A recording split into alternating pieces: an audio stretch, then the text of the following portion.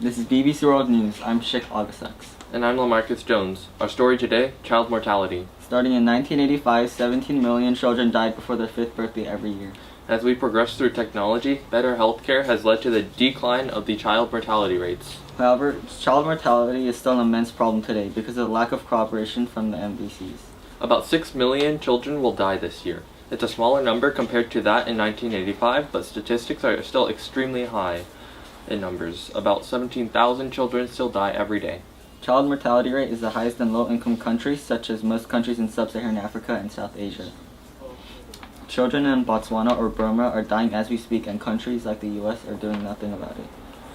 Children in sub-Saharan Africa are over 16 times more likely to die before the age of 5 in these core countries.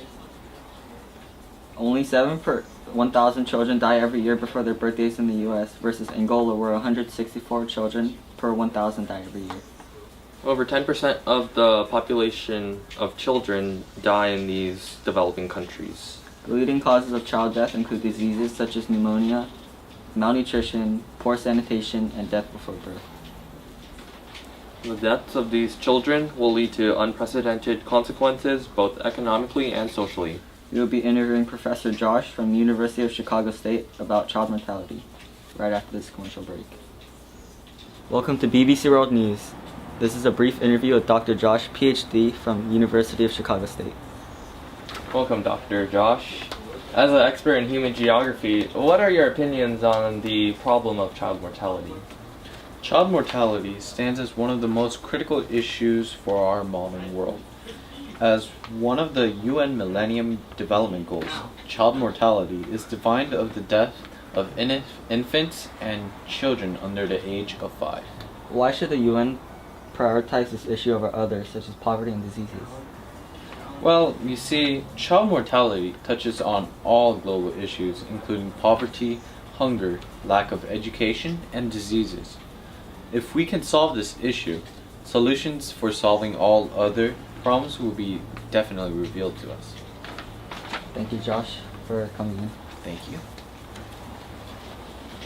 Welcome back to BBC World News. This is an exclusive interview with Professor Lee from UC Davis's Agricultural Science. Hello, Professor Lee. You've just conducted a study about child mortality, and what are your findings? Well, in sub-Saharan Africa, kids aren't getting enough water to drink. The average human is supposed to drink about 8 cups of water per day. In Angola, kids are drinking about an eighth of what they're supposed to be drinking. So why do the children in Angola have such little access to water compared to the US? Well, the kids in Africa have so little access to the water because they don't have the right technology to clean out they're in water there would be dangerous microorganisms and sometimes human feces. And they just don't have the technology or like a clean sewage system to actually drink clean, safe water. So is this issue an issue about sanitation or an issue about development in general? Well, the parameters that cause child mortality, such as lack of water, lack of food, and lack of shelter, these necessities are caused by the underdevelopment of an unstable government of the countries. These are both consequences from colonialism when the Europeans took control Africa. So why would colonialism cause such a disastrous outcome? Well, once the Europeans left, the borders and the tribes were all exposed to each other. This led to a lot of conflict, which in turn left no opportunity for actual development. As a result of this, many countries are basically car wrecks, and that's how children in these regions today have little to no access to basic necessities. So we're just talking about sub-Saharan Africa, but what about all the other countries in southern Asia, for example? Well, in southern Asia, there was also a negative impact from historical colonialism. English and Spanish colonialism gave the same effects of what they actually did in sub-Saharan Africa, and most of these countries are actually south of the Brent Line, and these are the peripheral countries with respect to the core periphery model. If all these children are dying, then what are the local impacts of their deaths? Well, from these children dying, they'll lead to social and economic undevelopment of the region. Further, they're going to add to the child mortality rates in the region. They're just going to keep growing. the economy in the local area won't develop, and socially the population will not develop at all with all these dead children lying everywhere.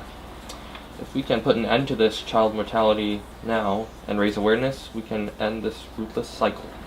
Thank you for coming, Professor. I'm glad to shake. We will be interviewing Professor Edward from El Camino Community College about child mortality right after this commercial break. We will now be interviewing Professor Edward on his insights on solutions for child mortality. I believe that the first step to solving child mortality is to raise awareness about child mortality. This could be accomplished through sponsors and global organizations. Right now, we're at the step where most international groups are taking action, such as the Red Cross and the UN. But what could be done just from simple awareness? The next step is to assist developing countries that have internal issues, such as a rebel group or a tyrannical government. By doing this, we are able to have stable democratic governments, thus benefiting all of the people. Building democratic governments may change political power, but how could that benefit the people in terms of daily necessities? With a new, stable, and democratic government, the next step should be to develop new services. Sanitation, accessibility to resources, and quality of life in general will improve. Speaking of quality of life, wouldn't medical care also be crucial for minimizing child mortality? Medical care is a crucial factor to reduce child mortality. Without it, children can't have any cures to sicknesses or diseases, which in turn would kill. If there is an increased amount of medical care in a country with high child mortality rates, they would essentially drop. Medical care is directly affecting the child mortality rates. If this new government can properly function, it can provide cheap and affordable medical care. What last benefits can a healthy government provide a society with high child mortality rates? Well, a stable government can provide more than the basic necessities for life, such as food or water. A government could provide a basic education for children, which in turn will lead to a reduced mortality rate. How would adding schools into the landscape in turn reduce child mortality rates? Schools are universal places where people can be educated for higher level jobs.